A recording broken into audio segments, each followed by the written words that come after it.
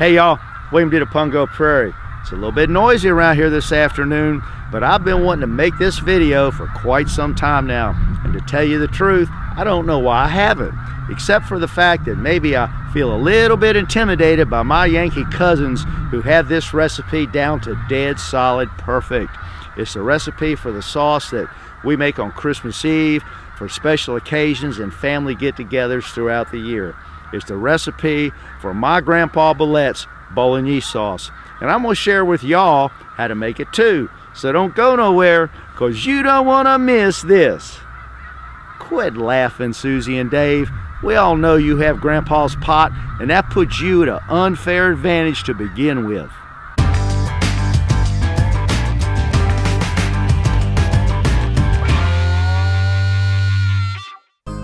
Now, when most folks think of a Bolognese, it's a tomato sauce that's made with ground beef or some other kind of ground meat. But when I was a kid growing up, that's not the way it was at all. I don't think I can ever remember my mother or grandfather using ground beef to make their sauce. Now, they might have combined it with ground pork and veal to make up meatballs that they would put in the sauce, but that's not what we're talking about here. They would use a beef chuck roast, a pork roast, a whole chicken, maybe Italian sausage. It was still in the casing. And this recipe right here is inspired by my Italian grandpa Billet, and it's the way that my Italian family makes a Bolognese. Now let me tell you about what we got going in it. Now for our meat, I've got 4 of these chicken thighs right here. Now these are bone in with the skin on. Now you need that to help season our sauce. Think of it like your sauce is almost going to be like a stock. Now right here is about a half of a Boston butt bone-in pork roast. Right over here I've got some sweet Italian sausage. Now you can use hot if you'd like. I'm not real crazy about hot, so I'm going to use these sweet right here.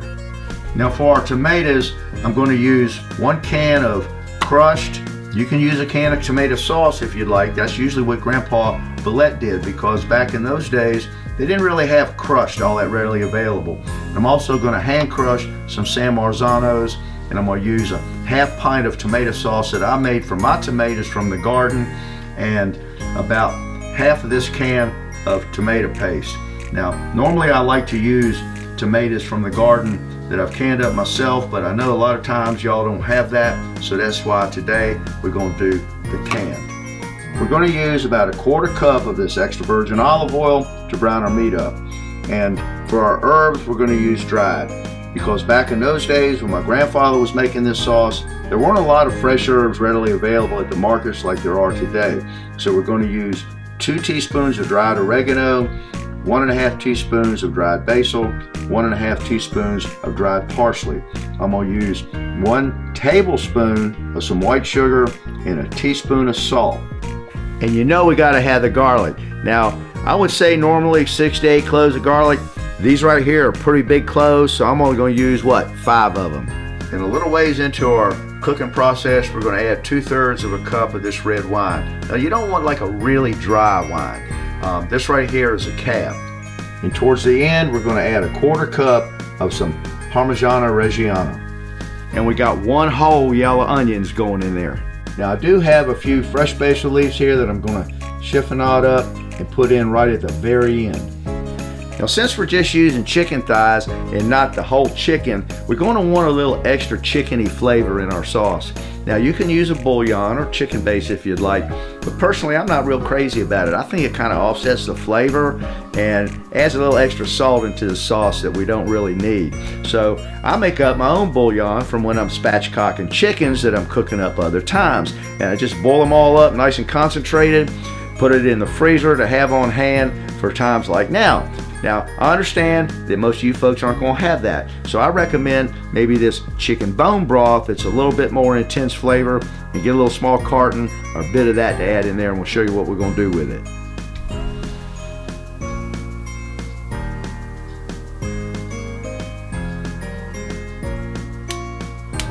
Now, you're going to want to use at least a 5½ quart or larger pot. We're just going to turn the heat on that, add in our 1/4 cup of olive oil. We're going to add a little bit of salt to our pork roast here, and some fresh ground pepper. And when our oil gets a nice shimmer on it, we're going to add our pork roast right into the pot here and brown it up.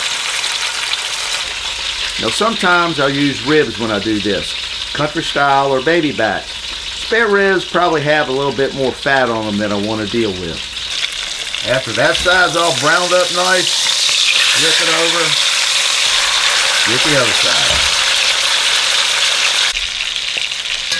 I like to get the edges too. Okay, now that we got our pork roast all nice and browned up, we're just going to take it right here, set it back on our platter. And in goes our chicken thighs, which I've already got them seasoned up with some salt and pepper. Now the reason we don't want to put them all in there at one time, we want our meat to brown. We don't want it to steam. And get our chicken thighs nice and browned up. And while our chicken's browning up, we're going to get our garlic ready. Give it a good whack there. Get its pajamas off. Cut that little hard bottom off of there. And I'm just going to slice it up nice and thin. That one's a little thick. Now it's not all slices because the way we whacked it, it's got some broken up bits, and that's good. I like them little thin slices like that. Okay, we got our chicken all browned up nice. We're going to set that over here on the platter. Now, we're not cooking it all the way through. That's going to happen when it's in the sauce. And now we're going to add our sweet Italian.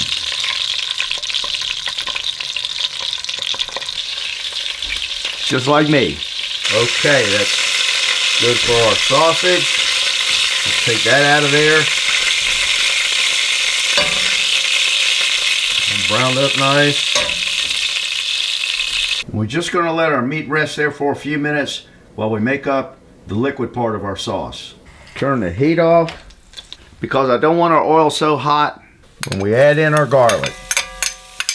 I just want our garlic to kind of be in that warm oil. Let it wake up the flavor a little bit. We don't want to burn it. Okay, a little trick to get your tomato paste out of the can. You cut both ends out, just push it all out of there. Comes out nice and clean. And we're just going to take about half of it, add that into our pot here with our garlic and oil, and kind of get it all blended around in there, kind of smooth out a little bit. I don't use tomato paste very often. I do use it here and in my pizza sauce. This also helps to deglaze that pan a little bit. Right here, I'm going to turn the heat back on.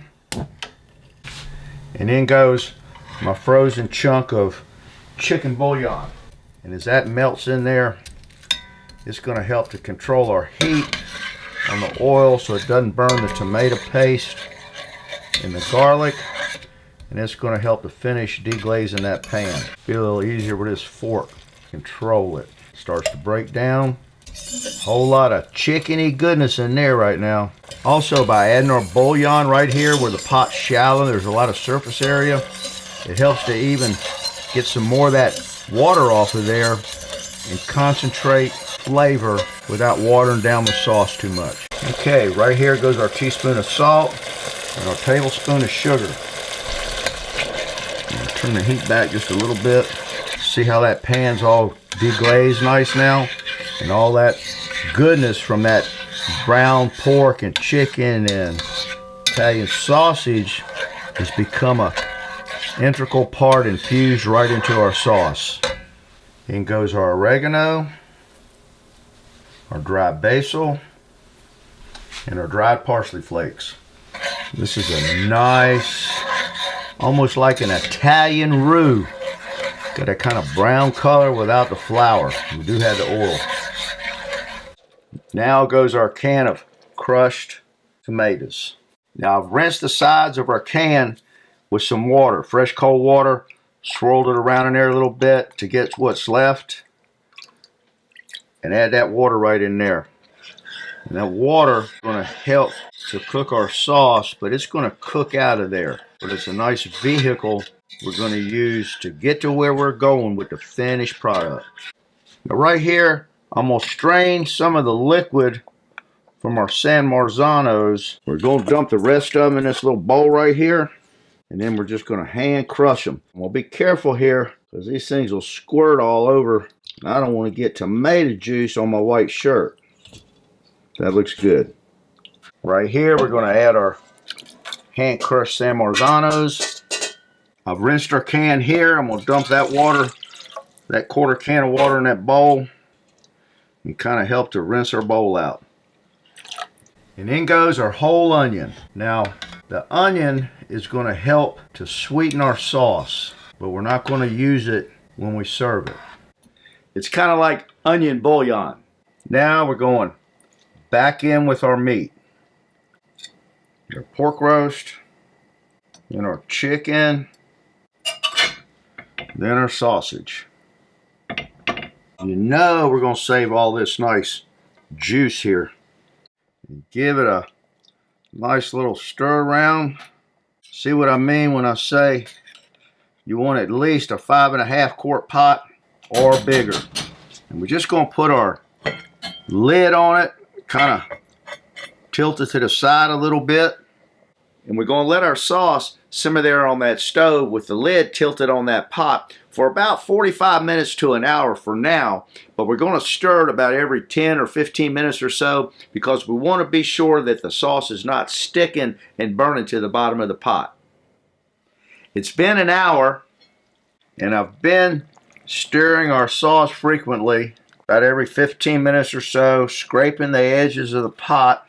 So what we're going to do right now is we're going to reach in here and we're going to take out our sausage. 4 of them. They're all huddled up there together, keeping each other warm. And then we're going to pull out our chicken thighs. Now the reason we're pulling these out of here right now is because an hour they are plenty cooked, but we don't want them to dry out. Yep, they can actually dry out cooking in a sauce. Now y'all thought I forgot about this little half-pint jar of sauce I made up from tomatoes in the garden canned up last summer, but I didn't. It's just that the pot was so full. And remember, if you don't have a half-pint jar, just use a 15-ounce can of regular tomato sauce from the grocery store. We got a little bit more room in the pot, and we're just going to add it right in here. I could have done this in the beginning had I used a bigger pot, but I didn't want to go all the way up to my goose pot. If I'd have been doing a batch of sauce like I normally do for the family at Christmas, I'd have used that goose pot because the batch would have been doubled. Now, this is really just a half a batch. Grandpa's recipe is really everything I've showed you here so far times 2, except the onion. We're still only going to use 1 onion. Now right here, I'm just going to cut the meat off of our bones away from our chicken thighs here. And we're going to add the bones back to our sauce because I want to boil every bit of flavor out of there of them I can, and they'll be easy enough to pick out later. Stir those sides, scrape them a little bit one more time, give our roast a nice turn around in there, make sure that bottom is nice and clean. Cover it back up with the lid tilted so steam can still escape and some of that liquid can boil on out of there. And we're just going to cover our chicken and sausage up with this tin foil. And we're just going to let our pork roast continue to simmer there in that sauce for about another hour or so until it gets nice and pull apart tender. We don't want it falling apart in shreds and little pieces, but we do want it nice and tender. Okay, we're a little over 3 hours with our sauce simmering here on the stove. And we've been stirring our sauce every 15-20 minutes or so, but right now our pork roast is cooked up nice and tender, and we're just going to set it over here with our chicken and sausage because we don't want it to just fall apart into little pieces. We're going to take this bone here that comes right out and we're going to put that right back in here in the pot. Leave our onion in there. Scrape our sides down. Get all that goodness back down into our sauce there. Cover our meat back up. And we're going to take this little ladle here and we're going to just start to skim some of the grease off the top. Put in this little bowl. This is the grease that came out of the chicken and the pork roast and the sausage. The olive oil, that's pretty much rendered into our sauce by now. You're going to have to do this maybe 3 or 4 times as it recollects to the top. Don't want a greasy sauce. Okay, it'll puddle up a little bit more and make it easy. Right here we're going to take our 2/3 cup of red wine and blend that in there.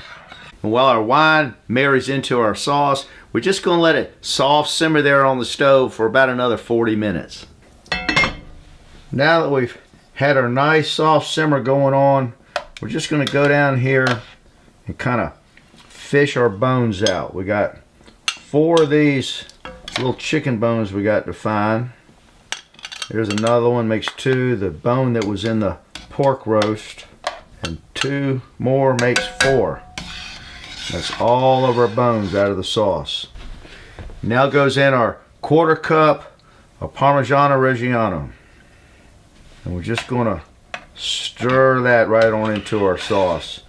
Now you can use a little bit more of it if you want. I don't like to go overboard on it. I think Cousin Dave and Susie, they use a little bit more when they make this. They might even use twice that amount. But I don't like to put our cheese in too early in the cooking process because I don't want it to get to the bottom of the pot and burn and stick on us and kind of gum up the works. Okay, we're going to chiffonade up our basil. The leaves are a little wilted here, but that's okay because they're going to get real wilted here in a couple of minutes. We're going to add our basil in there. Give it a little stir around. Now I've chopped up a little bit of this fresh flat leaf Italian parsley from the garden. And I'm going to add that in here right now just to give us a little added freshness of flavor and color. Doesn't that look awesome? Notice how we got all of that grease that had floated to the top skimmed off of there. Now normally right about here we would start pulling our meat apart, see how nice and tender that is, and divvying it up for individual servings. Then ladle some sauce over top of it. And we'd be boiling up some pasta because our sauce now, after about 4 hours or so, is ready to serve. But we are going to return our meat right here to the sauce.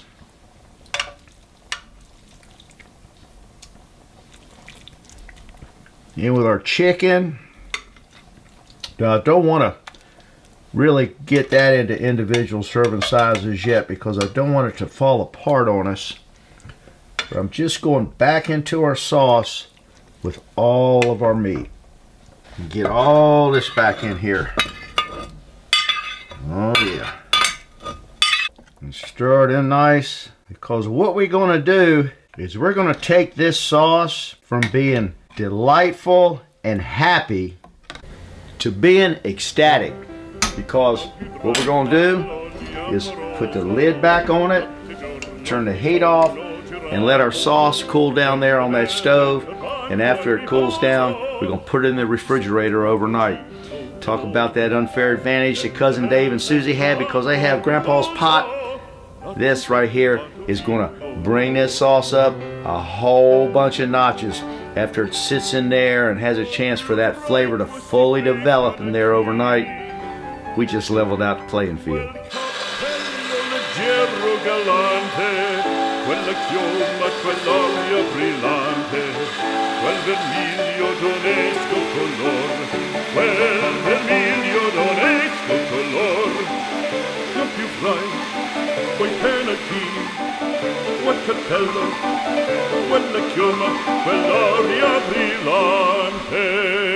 Okay, it's tomorrow already.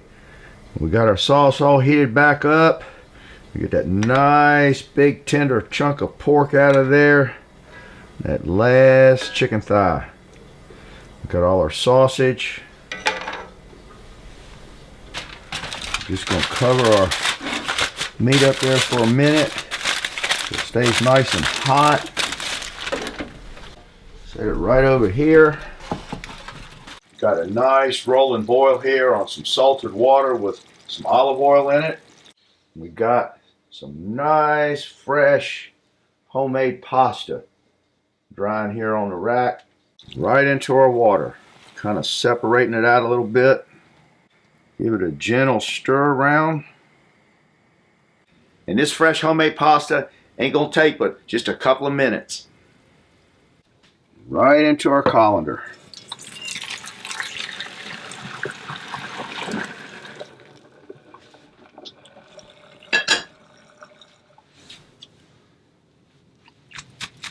Give it a little shake.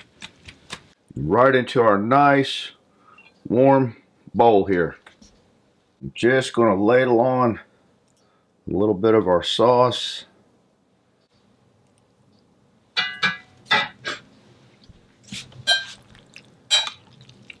Just get a nice coating of that sauce all around on our pasta there. Let's have a piece of our chicken.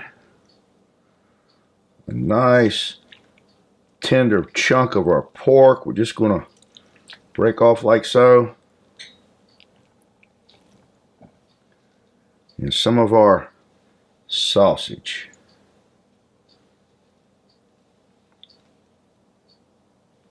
Just a little bit more of our sauce right on top of our meat. Sprinkle on a little grated Parmigiano Reggiano. A little bit more fresh basil.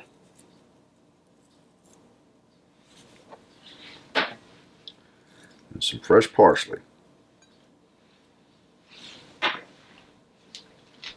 Carve us off a nice piece of our fresh baked Pungo Prairie Artisan Bull.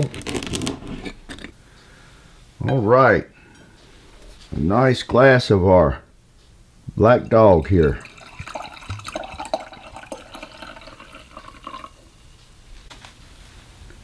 Say the blessing. Dear Lord, what a treasured gift you have bestowed upon our family with the legacy of our ancestors and the rich heritage they have passed down to us. And please, Lord, allow us to continue to pass these things along, to be instilled into the hearts and minds of our own kids and grandkids. Thank you for this delicious traditional family meal now that you have provided, that it may nourish our bodies and strengthen our spirit for a life in thee. Through Jesus we pray. Amen. Now you know I've been dying to dive into this. Now look how nice and tender our meat is. Man, oh man. Our chicken over here the same way. Pasta's nice and al dente.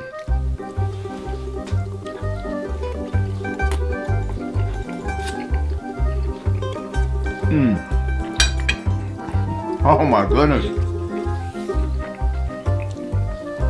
Cousin Susie and Dave, y'all better just move over. I think Grandpa Billet would even be proud of me for this. That Bolognese sauce is bellissimo. And that, girls and boys, is what's cooking on the Pungo Prairie. Now let me tell you about what we got going in our pasta bazool. Now is that pretty or what? Thank you for my Italian heritage. We live in a country of such diversity of culture and color that even a country boy like me living at the end of a little dirt lane has roots from a faraway land that can sprout up such deliciousness as this. Cousin Susie, I got some of Grandpa's genes in me too, baby. And kind of looking a little bit like Youngstown around here today too now, isn't it? Now normally I like to use tomatoes that I've canned up fresh from the garden back in the summertime whenever I happen to have them on hand. And trust me, I do. But I know that a lot of y'all don't have tomatoes that you've canned up fresh from the garden. And with this can of whole Marzanos, we're going to have a little bit of fun. I got them all dumped out in this little bowl here. going in. We're just gonna hand crush them. Now that our sauce is made, the sky's the limit for what you can do. I love it on my lobster ravioli. Oh yeah. Add a little bit of this nice Parmesan cheese right on top. Hey, I know Bordeaux's French, so is the name Billet, but that don't matter, because Grandpa was still Italian. Now here's what we got going in our meatballs. We got 1 pound each of fresh ground pork, 85% lean grass-fed ground beef, ground veal. And I'm gonna show y'all how I do it too. So don't go nowhere, because you don't wanna miss this.